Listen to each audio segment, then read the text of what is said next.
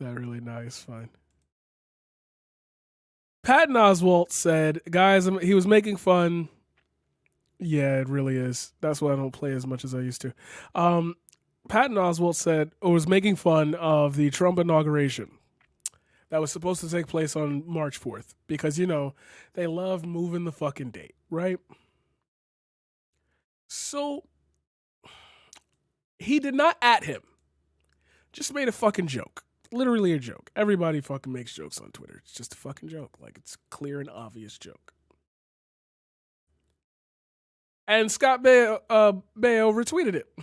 Poor Oswald needs two prescriptions, one for his TDS and one for his STD itch. That's lame. That's not funny. So Patton Oswalt was like, "Oh yikes! I didn't even add this guy. Poor sap searches his name on Twitter. No one dunk on him. This is really depressing. Bugsy Malone's still a great movie, right?"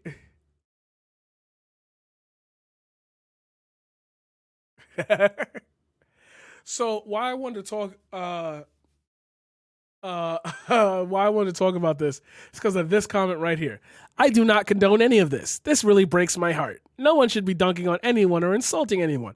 People have different political opinions, and while we do not agree at all, nothing should be personal attacks.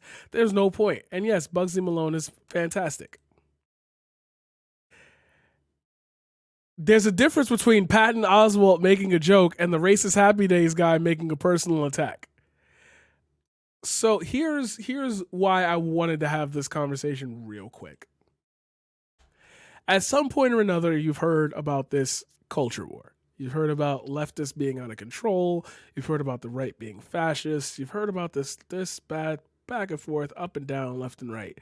And while you might not be entertaining it so much as, say, me or a political speaker or somebody who's heavily into political stuff, you might be inclined to wonder, okay, well, if all of this is happening, then why is it happening?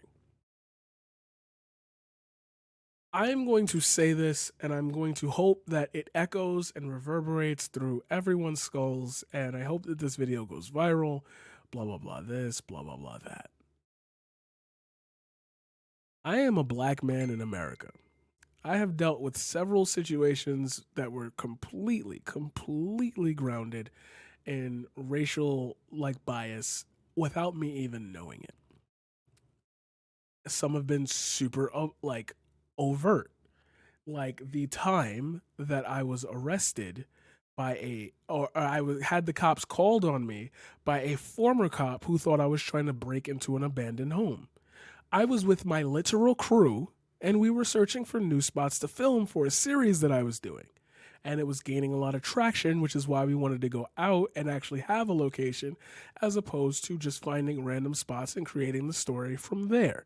It made more sense that way since this would be a consistent destination that the audience could relate to understand where the characters were and what was going on and have a main focal point as oh, this house is where all this stuff goes down and we could have since it's abandoned, we could have the creepy aspect, we could have it was a Slenderman series, we could have the Slenderman aspect. That cop, the former cop, pulled a gun on me and threatened to shoot me, and then called his detective buddies and was like, this guy was trying to break into the house. I was eventually released after a day and a half, but that's beyond the point. I missed a wedding, all this, that. Why did that guy think that I was trying to break into a house that I hadn't even stepped foot on? I was literally going around that entire block asking people, do you know who owns it? Do you have any retrospect on how this neighborhood works? I was up in the Bronx, ironically. Never doing that again. The point I'm trying to make here is what you might notice as a culture war by the woke mob is actually something that has been growing for a very, very long time in society. It is called the function of a human. I had this conversation 2 hours ago with JD. If you guys, Bandito Neon, Ben, I'm not even gonna try it again because I'm just thinking about his name on the screen. Um, what you might have noticed in that conversation, and what I want to talk to you about as far as the It's called a bunch of things. Most of you know it as moral responsibility. For those of you who study philosophy, you know this as moral luck. The utilitarianism idea of promoting the utmost good at the end of every action. Culture has kind of shifted because all of the world's cultures kind of landed in America. We can say this. To be honest, there's at least a practitioner of every faith in America right now. What's happening is that because we're all exposed to these, because YouTube exists, Facebook, social media, different websites, you can share ideas and opinions with a lot of people.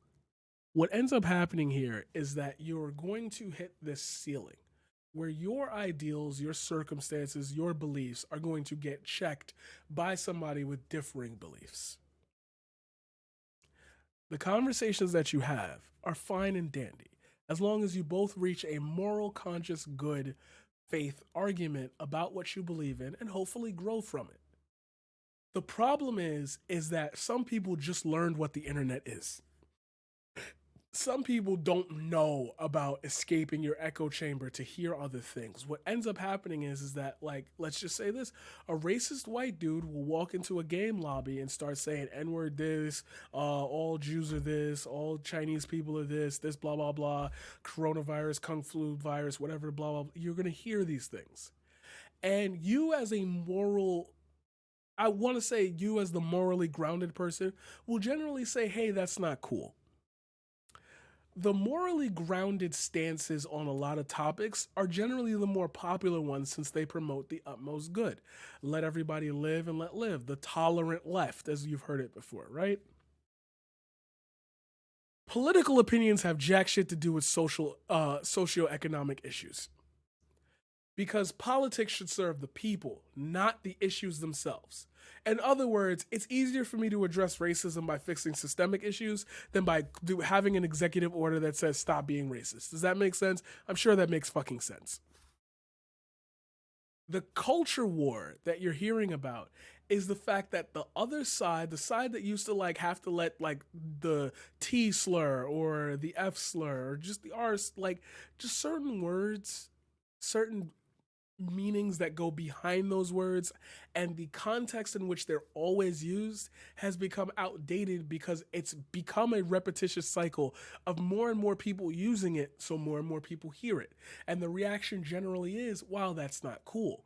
Because you have based your entire identity around being able to espouse these views without being checked, what happens is you feel like the backlash is unwarranted because you didn't have this problem before. So now that you have a new problem, you wish to fight against it because it is your identity.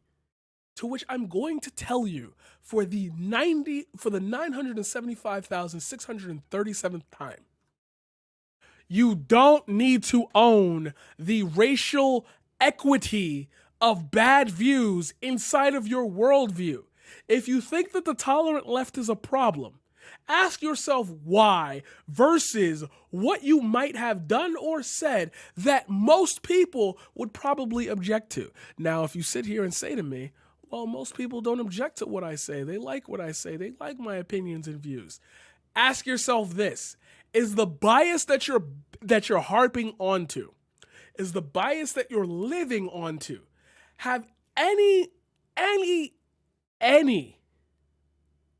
cohesion with you being able to say that inside of a room filled with people who don't think like you? There's freedom of speech, but not freedom of consequence. But do you deserve to lose your job? Okay.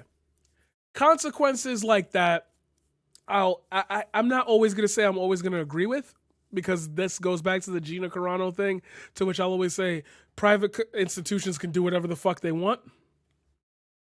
People don't lose their jobs because they have views that are counter to the popular culture. People lose their jobs because they say that shit to people who literally have told them before, don't do that. I do not want a racist working at my company. No matter how good of a job you do, knowing that that worldview is attached to the product that you're making that's making me a ton of money means that backlash will eventually lead on to me. It is much easier for me to let you go, do whatever the fuck you want outside of my workspace, than for me to hold you there and defend you, which intrinsically links me, even if I don't believe, like, for me to say, yeah, that guy doesn't like black people, but like he never causes an issue at the job, but he could. It's the gun argument. It's the fucking gun argument again. If you guys haven't heard, I'm sorry, I've already made my point, so I'm going to like go on from here. If you've heard the gun argument states that the presence of a gun means somebody's going to lose their life. Everybody and their mother's going to say immediately after that, that's not true. People practice gun safety as long as nobody grabs the gun and has hostile intentions, like blah, blah, blah, whatever. But the fact that the gun can go off without like you wanting it to means that there is a consistent level of heightened danger. If 7 people with AK-47s walk into a building, but they're National Guard or whatever, if they consider something that happened to be a threat or whatever, and they accidentally pull a trigger, or a kid tries to play with it, jumps up behind them and they don't see it coming, and he presses the gun and 2 bullets come out of it or whatever, like, the presence of a gun creates the danger. The presence of racism creates the danger. The neo-Nazi that walks into the bar might not be like espousing neo-Nazi views on his own, but because he thinks it's safe to be at the bar, he eventually will invite a friend. And that friend will invite a friend. And after a while, you have a bunch of neo-Nazis in your bar. If one of those guys decides, oh, you know, what is that black person doing here? I'm using that instead of the word. What is that black person doing here? What is this Hispanic person doing here? The problem is caused because I didn't nip it in the bud with the very first instance of it that I noticed. That is what is happening now. Nobody wants the instance to happen. That's why you're hearing people getting canceled. That's why you're hearing about people like losing their jobs. That's why you're hearing about a culture war, because more people are taking the liberty of saying, shit, these people have this belief that you should be tolerant of everyone and not allow people to espouse views that negatively, disproportionately affect minorities, persecuted individuals, etc. I'd rather nip that shit in the bud before it grows into a problem that I am now associated with. You and this person's beef have nothing to do with me. But if this person, the person who's like espousing the negativity, comes to me and is like, you're not going to defend me, I've been your friend forever, I get linked in with that. And I don't have those views personally. So it's more easier for me to just say goodbye than it is for me to try to find a rational ground. The point is, what is the difference between what is the compromise between the oppressor and the oppressed? What is the compromise there? And if we keep trying to reach these compromises, you're not going to end up having a fruitful discussion, because it's either you say the N-word or you don't. Me telling you that you can't say it is not me like getting rid of your freedom of speech. I'm telling you that sentence that you're about to say is going to have a negative consequence, whether you want it to or not. That's the world you live in now. So you can choose to keep saying it, but you will consistently get punched in the face every time you say it. You raise a Nazi flag in America, which people have fucking done, you're going to get your ass beat. Fucking punch a Nazi. It has nothing to do with your freedom of speech. It's that there is a new level of intolerance towards negative views, and people keep attaching themselves to it because they put that little 10% of racism inside of their 90% of conservatism.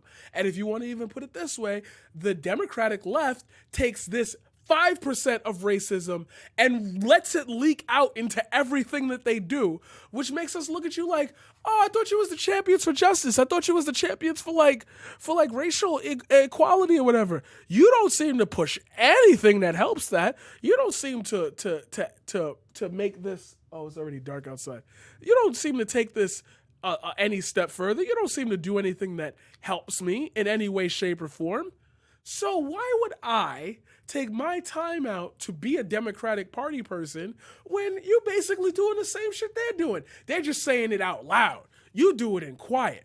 That's why there's no culture war. Because both parties, if we want to talk about just it from a government perspective, have jack shit to do with the socioeconomic beliefs that more people are starting to align with, because there is more tolerance and acceptance on that side. If the right were really that tolerant, then you wouldn't have Nazis in your fucking group. I can't. You just wouldn't have Nazis in your fucking group. Like, that's it. That's it. You wouldn't. White supremacists would not. That's why. Show me the Joe Biden white supremacists. Show me the Joe Biden Nazis. Please point me to one. Point me to one. You almost, it's almost for the sake of it. You don't hear conservatives ever talk about it. You don't hear the liberal media ever talk about it. You don't hear anyone ever say, yeah, man, I'm the KKK and I love the Democratic Party. And then you get these morons that say, well, the KKK was under the Democratic Party beforehand and blah, blah, blah. And then you talk about the Southern strategy and the Southern switch. And then you get people who say that shit didn't exist. And then this shit didn't exist. And you just keep walking it down the line. Look, I would love to say that the answer to all of this is for everyone to just shut the fuck up. Like, that's really the honest answer to it. Because the left, especially the online left, liberals have gone a little bit too fucking far with what they say, who they cancel, and what views they don't like, because people just be saying people just be saying shit to say shit.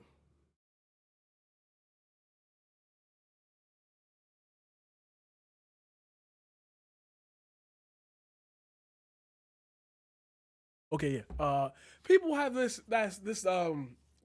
cornerstone of belief and how they want to work it and how they people have this cornerstone of belief on how they want to work things and how they want to feel things and how they want to, like, live.